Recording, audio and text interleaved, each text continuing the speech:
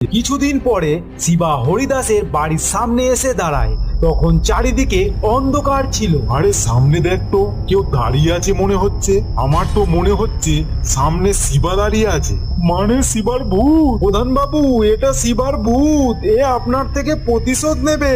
আমি তো পালাই এখান থেকে, আমি এত তাড়াতাড়ি মরতে চাই না। তখন প্রধানের চাকর ওখান থেকে পালায়। আরে শিবার ভূত, আমায় মারিস না। তুই বল তোর কি চাই, আমি তোকে সব কিছু দেব। আমি তোমাকে ছাড়বো না, তুমি আমাকে গ্রাম থেকে বার করেছো। তুমি সব সত্যি কথা গ্রামের লোকেদের সামনে বলবে, না হলে আমি তোমাকে মেরে ফেলবো।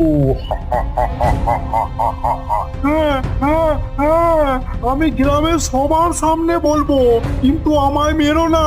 তখন হরিদাস রাতের বেলায় গ্রামের সবাইকে ডেকে সব সত্যি কথা বলে যে ওই রেশনের চাল ডালে খারাপ পোকা পড়া চাল ডাল ওই মিশিয়েছিল। তোমরা আমাকে ভুল ভাবছো, আমি ভূত না, আমি মিথ্যে কথা লটিয়েছিলাম যাতে আমি চোরকে ধরতে পারি, আর চোর তোমাদের সামনে।